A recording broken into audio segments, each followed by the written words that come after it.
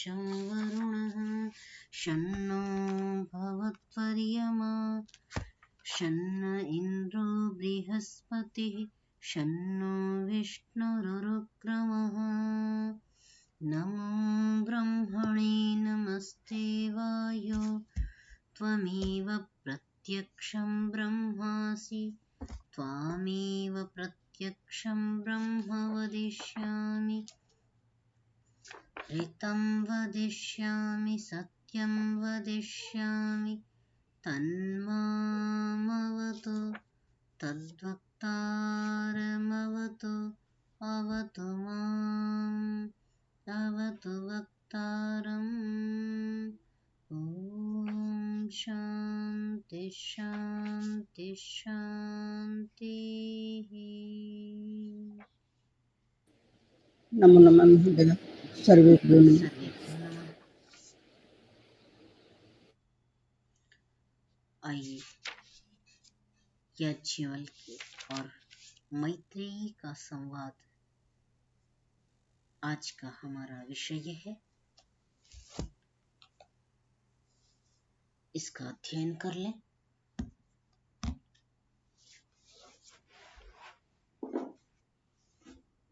विगत कक्षा तक हमने यह जो पिंड में और ब्रह्मांड में व्याप्त मूर्त अमूर्त स्वरूप वाला जो विशेष सत्ताएं हैं उनके विषय में हमने चर्चा की थी। आज संवाद देखना है। उच्चारण हमने कल कर लिया था, तो देख लेते हैं इसको। ये जो संवाद है, ये संवाद जैसा यहाँ पर उल्लेख है कि चौथे अध्याय में पुनः ये संवाद आएगा, है ना? ये लिखा है चौथे अध्याय के 5वें ब्राह्मण में दोबारा ये संवाद है, पर वहां चर्चा न करके पहले ही इसकी चर्चा यहाँ कर ली है, तो वहां फिर से हम एक बार इसको स्मरण कर लेंगे। अभी यहाँ पर समझ लेते हैं। कल ये बात आई कि हमारी वाली में 4 पंक्तियां नहीं हैं। एक जो हमारा मैत्रेयी होवाच से आरंभ हो रहा है, इसमें 2-3 पंक्तियां जो हैं ऊपर की छूट गई है, ऐसा प्रसंग था, तो वो देख लेते हैं। उसको देखने के साथ फिर आगे बढ़ते हैं। जिनके पास दूसरी पुस्तक है उसमें उनको वो मिल भी जाएगा।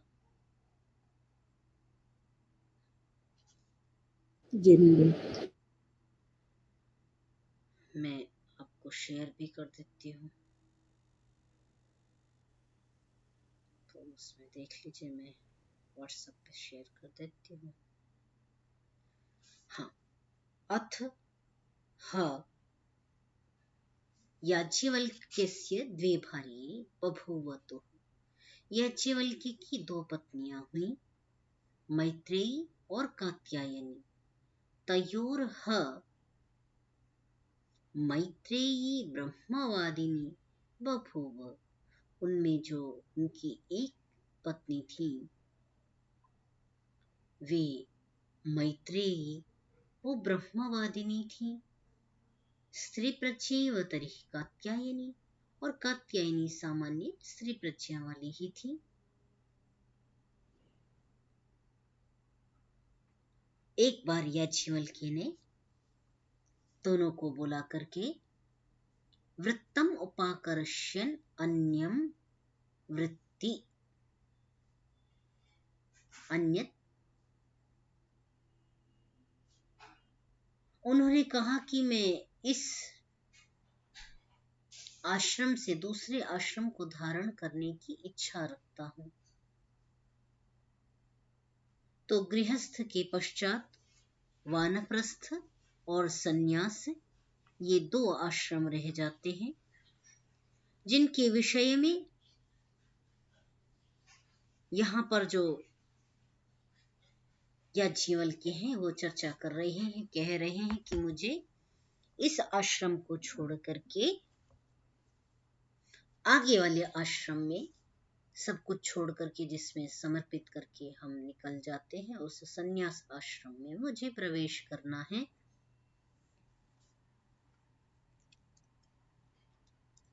उन्होंने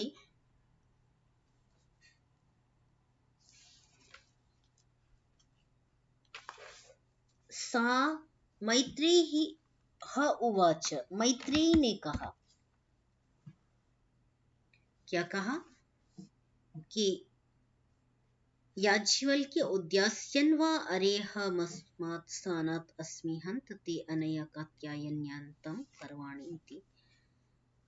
तो उन्होंने कहा, भाई मैं गृहस्थ में अब रहना नहीं चाहता हूँ, हे मैत्रेयी तुम उद्यास्यन ऊपर जाने वाला, जो सांसारिक बंधनों से मुक्त होने वाला आश्रम है, उसमें अस्मात् स्थानात् माने इस आश्रम से, गृहस्थ आश्रम से मैं उस आश्रम में जाना चाहता हूँ जिससे ऊपर की ओर मनुष्य अपने जीवन को उठा पाता है। मैंने सांसारिक बंधनों से, चिंताओं से, दायित्वों से मुक्त होकर के मैं संन्यास आश्रम को धारण करना चाहता हूँ।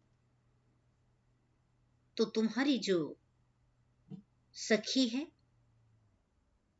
जो कात्यायनी है, उसके साथ तुम्हारा अंतम करवाणी, अलग अलग विभाजन कर दो, निपटारा कर दो, जो हमारी संपत्ति है उसका अलग अलग विभाजन कर देता हूँ।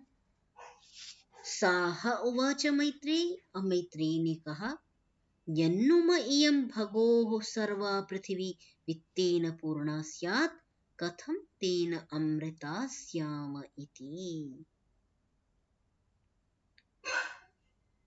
तो कितनी बड़ी बात कह रहे हैं ये। मैत्रेयी कह रही हैं, हे भगवन, यत्नु इयं, ये जो इतनी बड़ी पृथ्वी है, हे भगवन, सर्वावृत पृथ्वी वित्तेन पूर्णा स्यात्, सारी पृथ्वी धन धान्य से, वित्त से, धन से भर जाए और वो मुझे उपलब्ध होवे, क्या उससे मुझे अमृत प्राप्त हो जाएगा? नेति ह उवाच याज्ञवल्क्यः, याज्ञवल्क्य ने कहा, नहीं, उससे तो प्राप्त नहीं हो सकता। यथैव उपकरणवतां जीवितं तथैव ते जीवितं स्यात् अमृतत्वस्य तु नाशास्ति वित्तेन इति। उपकरण वाले जैसे जीते हैं, सर्व साधनों से संपन्न होकर के जैसे जीते हैं, ठीक है, उसी प्रकार ते जीवितम, वैसे ही तुम्हारा जीवन हो जाएगा। तुम सर्व साधनों से संपन्न हो जाओगी, नौकर चाकर आगे पीछे घूमेंगे, एक चशक पानी भी लेना होगा तो वो देने के लिए तुम्हारे हाथ में तैयार रहेंगे, तुम्हारा जीवन सुखद हो जाएगा। परंतु अमृतत्वस्य तु न आशा अस्ति, परंतु हाँ, पृथ्वी के समस्त संसाधनों से तुम ये समझो कि अमृत की प्राप्ति हो जाएगी, वो संभव नहीं है। अमृत की आशा वित्त से नहीं की जा सकती है, ठीक है। अमृतस्य तु न आशा अस्ति वित्तेन, वित्त से अमृत की आशा नहीं की जा सकती है। किसी दिन, एक दिन मुझसे कमलेश जी कह रही थी कि मुझे घर में लिखने के लिए सूक्तियां बता दीजिए, मैं अपने घर की दीवालों में लिखना चाहती हूँ। आपको मैंने बताने की कहा था आवश्यकता ही नहीं है, इतनी अच्छी अच्छी सूक्तियां आप देख रहे हैं। इसमें आपके स्वाध्याय के अंतर्गत आती हैं कि आप यदि उनको यहाँ से उठा लें, एक डायरी में लिख लें, तो इससे अच्छी सूक्तियां नई और जीवन को ऊर्जा देने वाली, इससे अच्छी सूक्तियां नहीं हो सकती। जैसे यहाँ पर छोटा सा एक चरण आ रहा है, अमृतत्वस्य तो नाशास्ति वित्तेन। जी बहुत महोदय। सुंदर सा वाक्य है। जी जी महोदय जी। जैसे इससे पहले भी आहार शुद्ध सत्व शुद्धि ही वाली हाँ चर्चा हाँ हुई। तो इस तरह की जो सूक्तियां हैं, ये तो एक याद हुई बता रही हूँ, मध्य मध्य में बहुत सारी आती रहती हैं, तो उनको आप नोट कर सकते हैं अलग, और उनको आप लिखवा लेंगे तो जीवन के लिए बहुत अच्छी प्रेरणाप्रद ये सूक्तियां हैं, जिनको आप जब भी देखें, जब भी नजर उन पर पड़े, तो वो आपके लिए मार्गदर्शन का कार्य करें, और उससे घर में एक सकारात्मकता का वातावरण भी बना रहेगा। जी महोदय। जी महोदय, धन्यवाद महोदय। आपको याद रही ये बात? कब कहा था मैंने? बहुत पहले। आपको स्मरण रहा? मैं जी भूल गई थी, तो बाद में स्मरण आया कि नहीं, मुझे आपको ये काम, और मुझे लगा शायद आपका हो गया हो, तो इसलिए फिर। अभी प्रवेश नहीं हुआ है, वैसे बन तो गया है, पर उसमें लिखवा तो बाद में ही सकते हैं ना। अभी अभी हाँ कोई जी, पहुंचा नहीं है वहाँ। तो अभी एक बार आप छांट लीजिए इसमें से, हाँ जी हाँ जी हाँ जी, बहुत बहुत धन्यवाद महोदय, बहुत बहुत धन्यवाद दिखा आपका। देंगे अपने, आप, मुझे भी एक बार दिखा देंगे तो हाँ जी हाँ जी हाँ जी, मैं लिख लूंगी, फिर बता दूंगी आपको। बहुत अच्छा। धन्यवाद महोदय।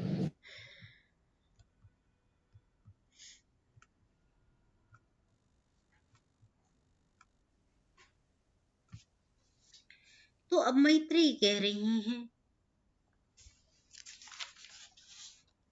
कि साह उवाच मैत्रेयी, वो मैत्रेयी बोली, क्या बोली, कि ये ना हम नामृता श्याम किमहम तेन कुर्याम, जिससे मैं अमृत को प्राप्त न कर सकूं, उसको लेकर के मैं क्या करूं, जिसके बंटवारे की बात आप कह रहे हैं,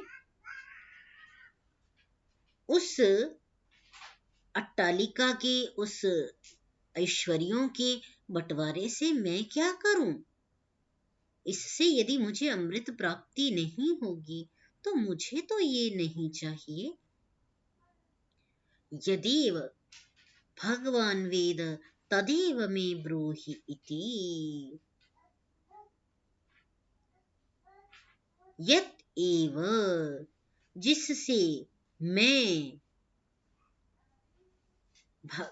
भगवान वेद, क्या कहा कि भाई उससे तो मैं अमृत हो नहीं सकती, उसका मैं क्या करूं, तो वो वस्तु मुझे चाहिए जो अमृतत्व को प्राप्त कराने वाली है, और उसको हे भगवान आप जानते हैं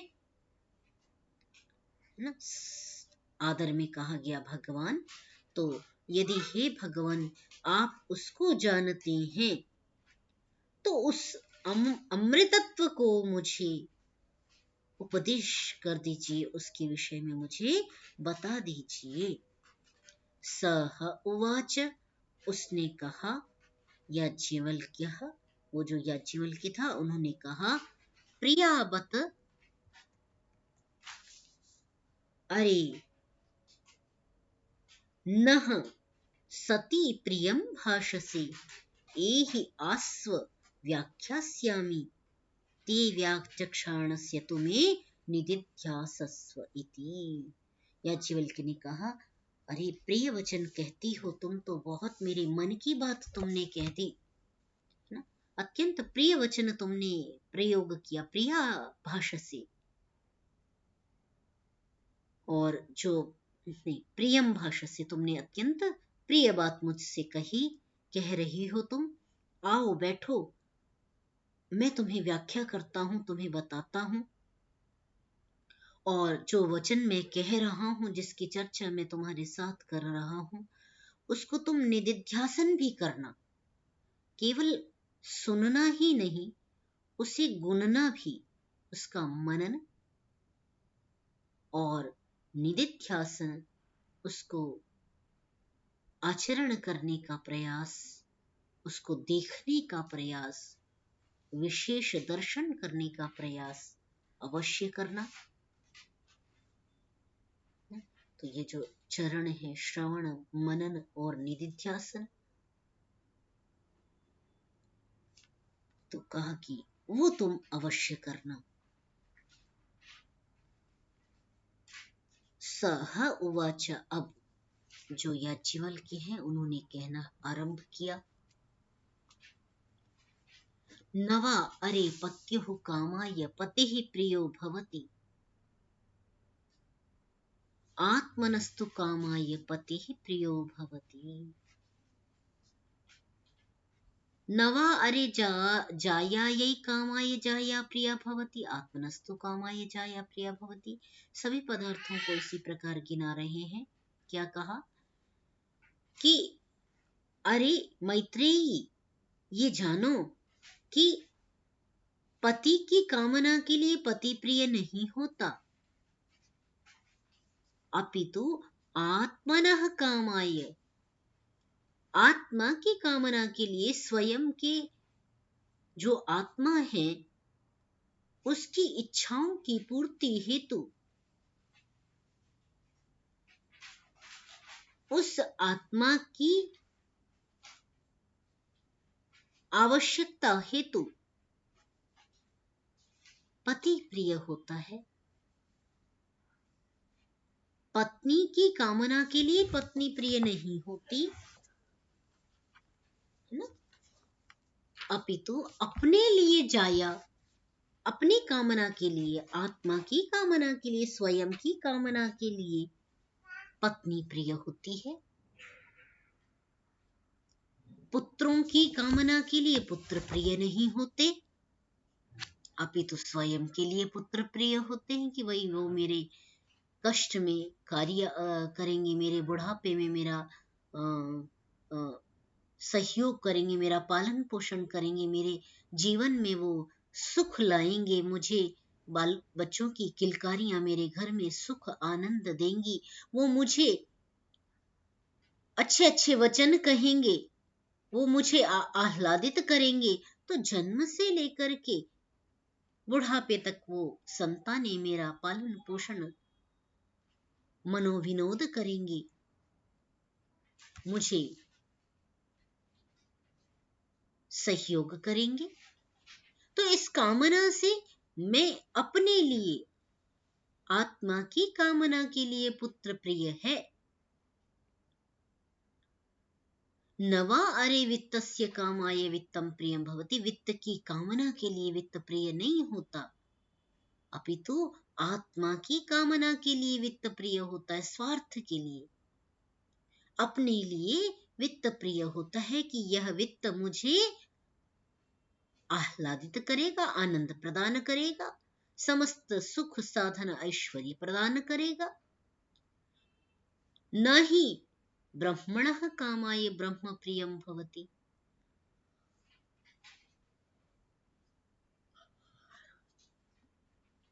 ब्रह्म की कामना के लिए ब्रह्म प्रिय नहीं होता, अपितु आत्मा की कामना के लिए ब्रह्म प्रिय होता है।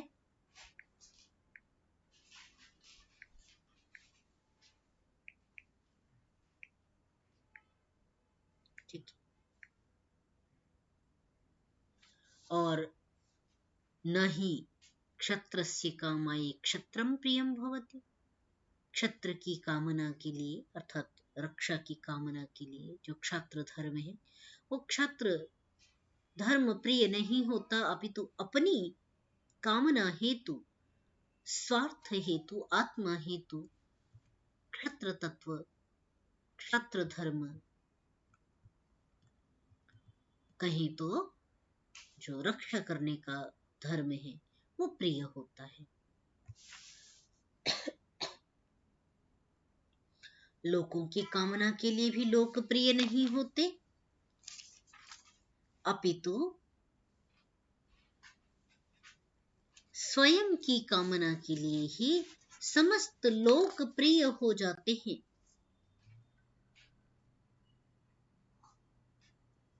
ठीक है, तो अपनी सिद्धि हेतु, अपनी आत्मा की उन्नति हेतु सभी लोकप्रिय होते हैं।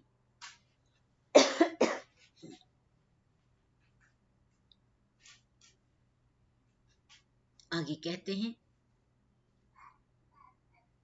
कि प्राणियों के लिए प्राणियों की कामना के लिए प्राणी प्रिय नहीं होते, अपितु स्वयं की कामना के लिए प्राणी प्रिय होते हैं। और आगे कहा कि सबकी कामना के लिए सब कुछ प्रिय नहीं होता। सर्वस्य कामाय सर्वम प्रियम भवति, ऐसा नहीं होता। सबकी कामना के लिए सब कुछ प्रिय नहीं होता, अपितु अपनी स्वयं के लिए ही, अपनी आत्मा के आनंद हेतु, अपनी आत्मा के विषयों में प्रवृत्त करने हेतु सब कुछ प्रिय होता है। तो याज्ञवल्क्य कहते हैं, बड़ा प्रसिद्ध वचन है ये, आत्मा व अरे द्रष्टव्यः श्रोतव्यः मंतव्यः निदिध्यासितव्यः। ठीक है, आत्मा, हे मैत्रेयी, यह आत्मा ही सुनने योग्य है, अर्थात इसका विषय जहां चर्चा किया जा रहा हो, आत्मा ही दर्शन करने योग्य है, द्रष्टव्य है।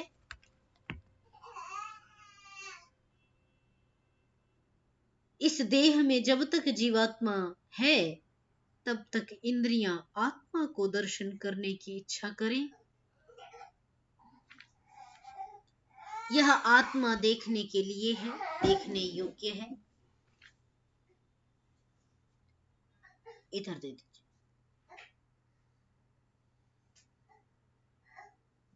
और श्रोतव्य, जहां आत्मा की चर्चा हो,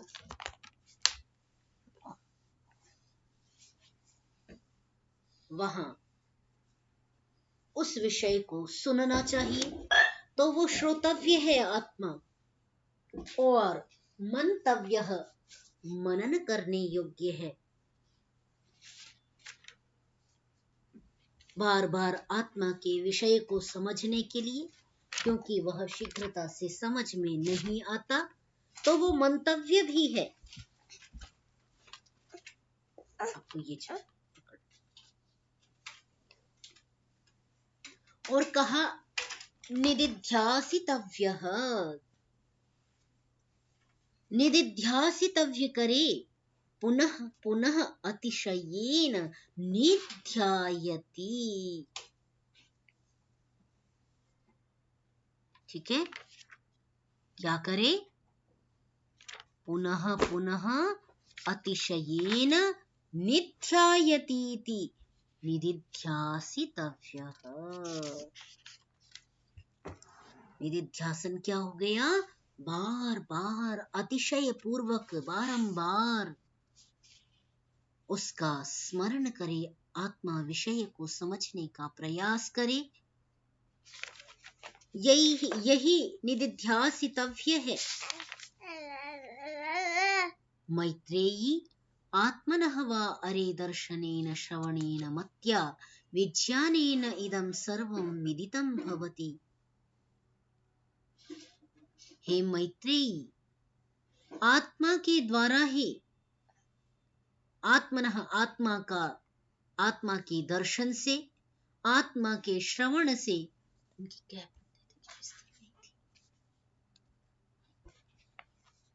आत्मा के मनन से, मत्या विज्ञानेन, विज्ञान से, क्योंकि आत्मा का विज्ञान जो विशेष ज्ञान है, उससे ही यह समस्त संसार जाना जा सकता है, यह सब कुछ जाना जा सकता है, अर्थात इहलोक और परलोक,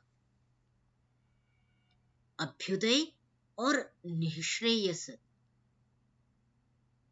को सिद्ध किया जा सकता है आत्मा के ध्यान से, आत्मा के मनन से, आत्मा के चिंतन से, आत्मा के विज्ञान को समझने से।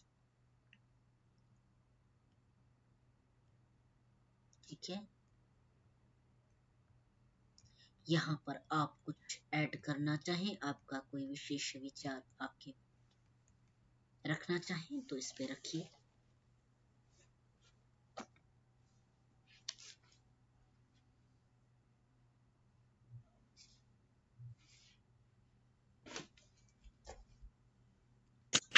मैम आत्मा तो निर्लेप होती है ना, उसको उसके लिए जैसे आपने कहा कि पत्नी या पुत्र या जो भी चीजें हैं वो उसके लिए प्रिय नहीं होती, आत्मा के लिए प्रिय होती है। तो यहाँ पे आत्मा तत्व जो है वो जीवनी शक्ति है या आत्म तत्व वो है जो शरीर के त्यागने के बाद चला जाता है, जैसे द्वितीय अध्याय में श्रीमद् भगवद गीता में है।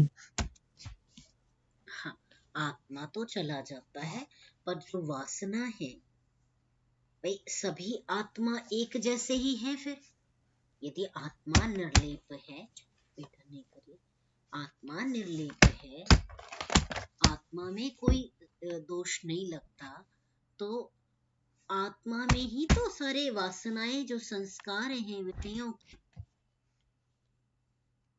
वो उसको ही तो आसक्त कर रहे हैं, उसी को तो भाई भिन्न कैसे हुआ, एक ही सबका आत्मा निर्लेप है, पवित्र हो गया, तो वो दूसरों को किस प्रकार से दूसरों से अलग हो रहा है। किसी के कर्म पवित्र है, किसी के कर्म पाप युक्त है, तो जो पाप युक्त कर्म करने वाला है वो वैसे ही संस्कारों से, वैसे ही वासना से उसका आत्मा क्या हो रहा है, संसिक्त हो रहा है। कोई आत्मा देवयान की गति कर ले रहा है, कोई अत्यंत गर्हित कर्म करके, आत्मा ही तो प्रेरित करने वाला वहां भी होगा ना, कि नहीं होगा। कोई इस धराधाम से ऊपर ही नहीं जा पा रहा है, आवागमन में यहीं रह जा रहा है, यहीं मरता और यहीं जन्म ले जाता। कुछ है जो आत्महनन करके आत्मा की गति का मार्ग विच्छिन्न करते हैं। तो इसको हम कैसे समझेंगे, ये लगा दीजिए। क्या एक बार वो जीवात्मा है और जब आत्मा का श्रवण मनन निध्यासन करना है तो वो परमात्मा है?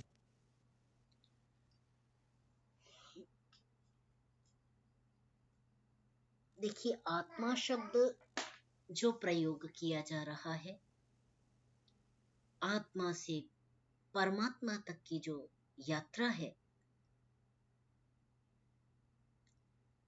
जब आत्मा को सिद्ध कर लेगा तो परमात्मा का भी श्रवण कर लेगा, समझ लेगा। दोनों अर्थ निकाल सकते हैं, परंतु प्रथम जो स्तर, स्थूलभूत जो प्रथम सोपान है, वो आत्मा का चिंतन है, अर्थात अंतःवृत्ति की बात है।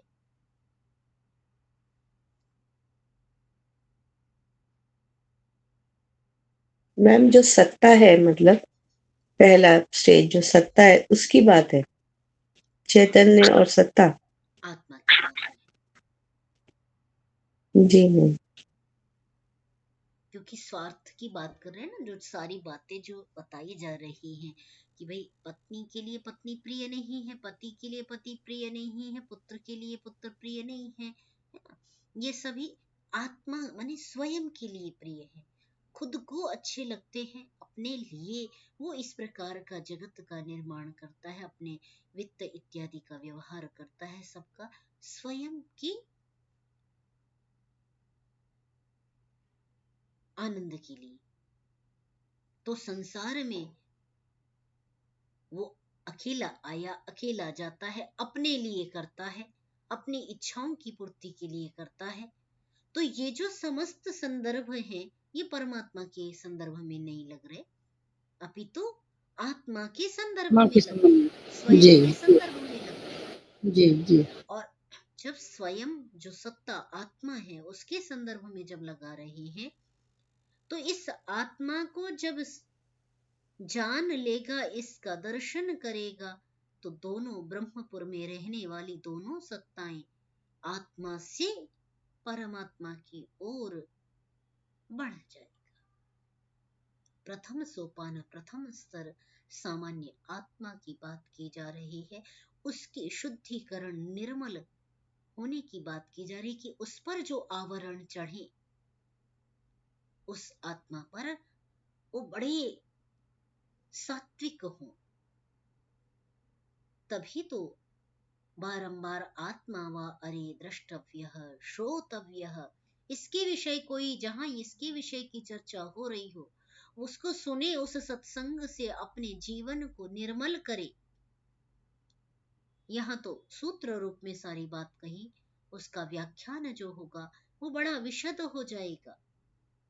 चिंतन जो उसका मनन होगा, निदिध्यासन उसका जो अर्थ निकाल करके बारंबार जब आप अध्ययन करेंगे, तो निकाल करके इसी निष्कर्ष पर पहुंचेंगे कि उस आत्मा का पोषण देह में रहते हुए किस प्रकार करना है।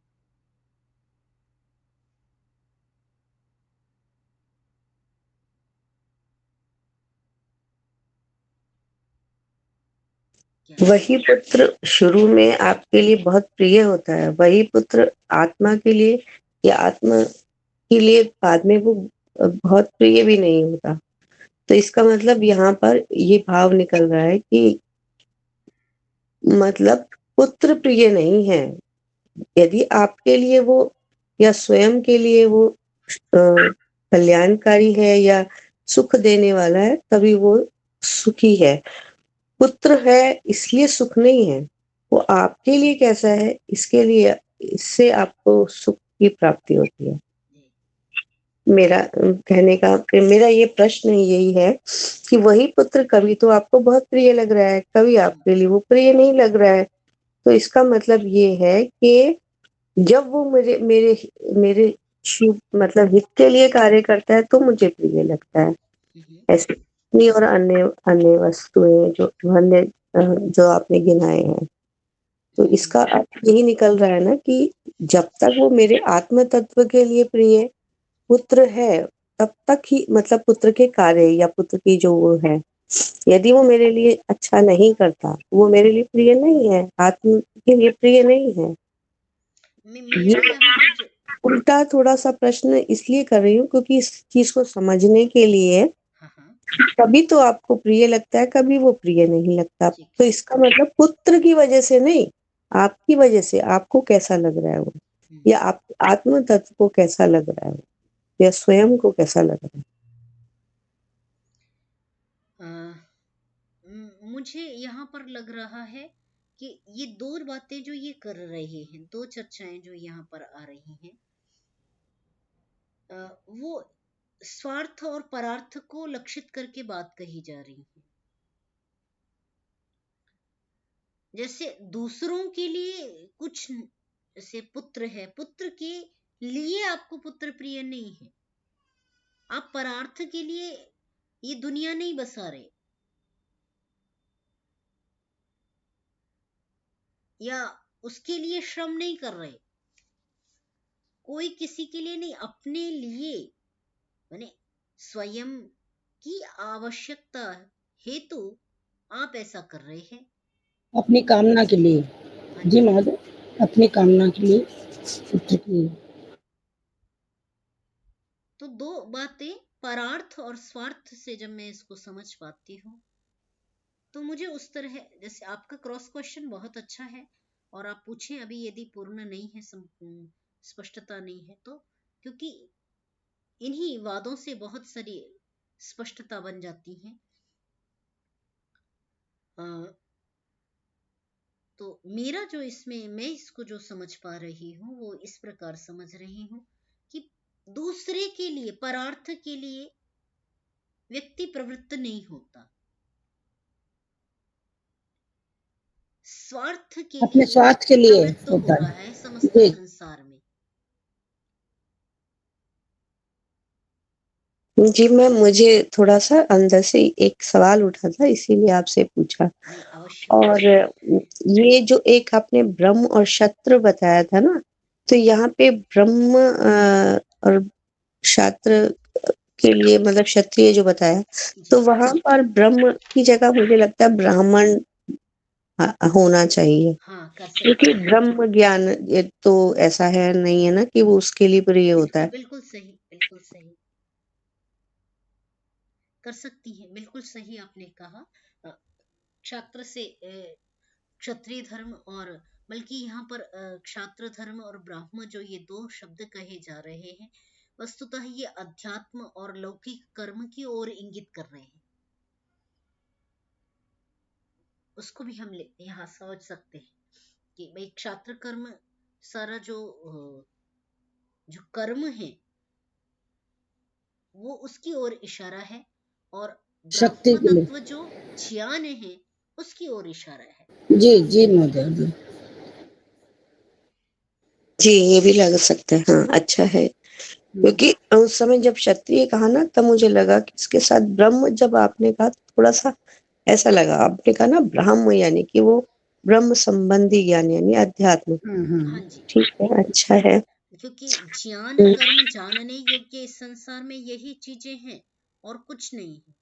तो हम पहले पढ़ भी आए हैं, आपने छांदोग्य में भी पढ़ा था और उससे पहले में भी, जहाँ हमने वो सारे संसार का सारभूत दूध दूहने में वो भूह भुव स्वः किया था, वहां पर ज्ञान कर्म इसकी चर्चा की थी। तो समस्त संसार में जानने योग्य जो वस्तुएं हैं वो यही हैं, यही प्राप्तव्य है। प्रत्येक पदार्थ का ज्ञान और उसका उपयोग कर्म क्या है, तो ब्राह्मण और क्षत्र से आप इस प्रकार भी लगा करके उसको आगे बढ़ सकते हैं। जी मैम, ये उचित है, अच्छा है। थोड़ी-सी स्पष्टता बनी है, पर ये थोड़ा-सा विचार बार-बार, जिसे कहते हैं ना, श्रवण, मनन और निधिध्यासन से ही ये संभव हो पाएगा कि आत्मा तत्व जो है, वो स्वयं में है, पर वो किस तरीके से जगाना है, जो परमात्मा को तक पहुँचाए या परमात्मा के स्वरूप को स्पष्ट करे। बिल्कुल, बहुत धन्यवाद मैम। जी जी, बहुत बड़ी बात है ये, और हम इसी अ, ईश्वर विषय के चिंतन के लिए ही प्रातः काल जुड़ते हैं।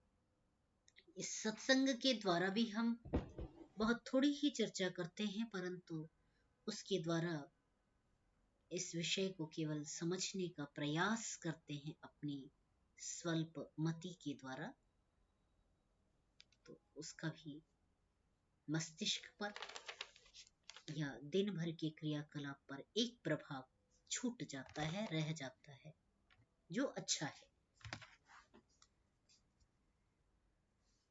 आगे बढ़ते हैं, थोड़ा सा और कर लेते हैं।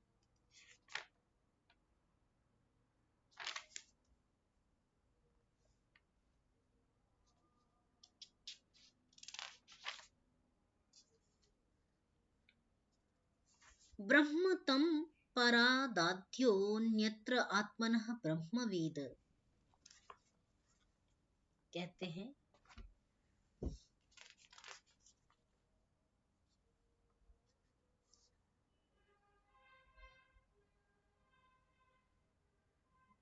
हाँ,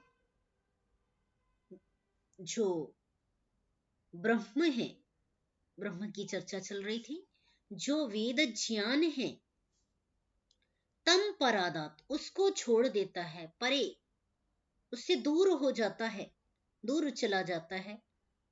जो अन्यत्र आत्मनः ब्रह्मवेद, जो आत्मा से अन्यत्र ब्रह्म का दर्शन करने का प्रयास करता है, आत्मा से अन्यत्र वेद ज्ञान या ज्ञान, जो ज्ञान है उस ज्ञान को अन्यत्र ढूंढने का प्रयास करता है, अन्य माध्यमों से उसको जानने का प्रयास करता है, ब्रह्म से दूरी बनाता है, ब्रह्म को समझने के लिए इच्छा नहीं करता,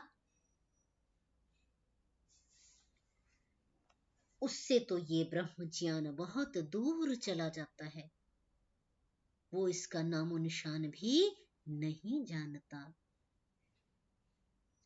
क्षत्रम तम परादात यह अन्यत्र आत्मनः क्षत्रम वेद।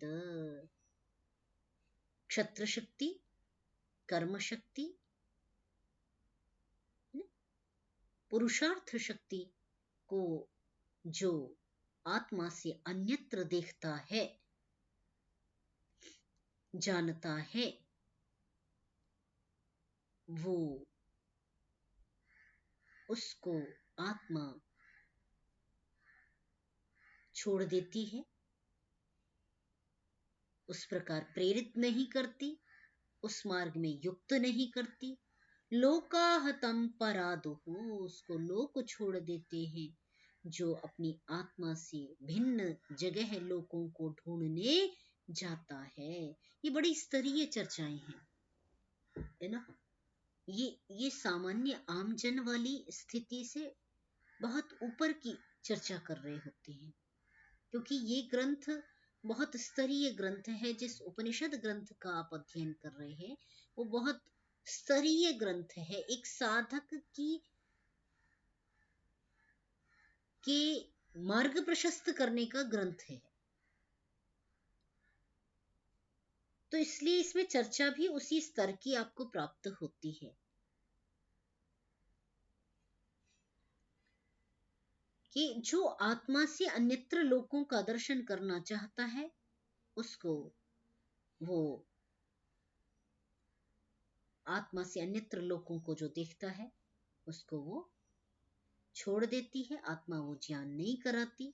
यह अन्यत्र आत्मनः देवान वेद भूतानि तम परादुः, जो नहीं कुछ खबर आगे पीछे हो गया। देवाह तम परादुः, देव उसको छोड़ देते हैं, जो अन्यत्र आत्मनः देवान वेद, जो अपने आत्मा से भिन्न स्थानों में देवों को ढूंढने जाता है। भूतानि तम परादुः, जो पंच महाभूत हैं वो भूत उसको परादुः छोड़ देते हैं। यह अन्यत्र आत्मनः भूतानि वेद, जो आत्मा से भिन्न स्थलों में प्राणियों की प्राणी तत्वों को, प्राणियों की उपस्थिति को, प्राणी के दर्शन को जो अन्यत्र ढूंढता है। गीता में बारंबार इस बात को कहा गया कि अपनी आत्मा के समान सभी प्राणियों को समझना, सब प्राणियों में उस ब्रह्म का दर्शन करना। गीता क्या है? उपनिषद का ही सरल रूप है, संपूर्ण उपनिषद का नहीं, उपनिषद का कुछ सार, जो कह सकते हैं कुछ चर्चा, संक्षेप में अध्यात्म का विश्लेषण करने वाला ग्रंथ है। तो गीता में जो ये बात कही जाती है कि सब भूतों में, सब प्राणियों में आत्म तत्व का दर्शन करना, वही बात यहां पर कही जा रही है कि जो अपनी आत्मा में, जो अपनी आत्मा से भिन्न स्थलों में प्राणियों का दर्शन करना चाहता है, उसको जानता है। सर्वम तम परादात, उसको सब कुछ उसको छोड़ देता है। यह आत्मनः अन्यत्र सर्वम वेद, जो इस सभी प्राणियों को आत्मा से भिन्न स्थान में, लोक में उनका दर्शन करने का प्रयास करता है, उनको अलग अलग देखता है, उनको भिन्न देखता है। कहा इदम ब्रह्म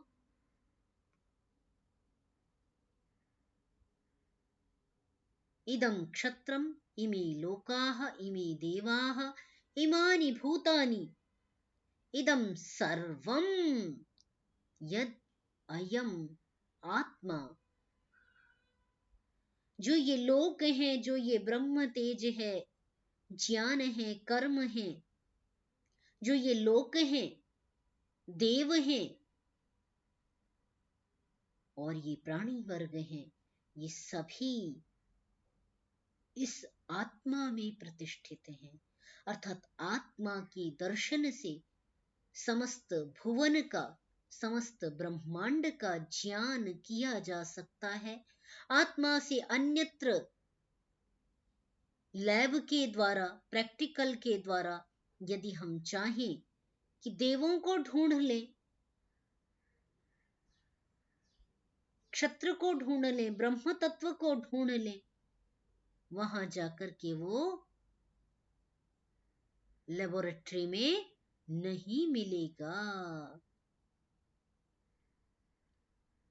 लोक लोकांतरों सबको ढूंढने के लिए आत्मा के शरण में बैठना पड़ेगा। आत्मा के चरणों में बैठ करके ही इन सबको, इदम ब्रह्म, इस ब्रह्म को, इस क्षत्र को, इन लोकों को, इन देवों को, इन प्राणियों को, सबको आत्मा की शरण में ही बैठ करके प्राप्त कर सकता है। इसीलिए हे मैत्रेयी, इस आत्मा का दर्शन करो। सबसे पहले कहा यह आत्मा द्रष्टव्य है। फिर कहा श्रोतव्य, मंतव्य, निदिध्यासितव्य।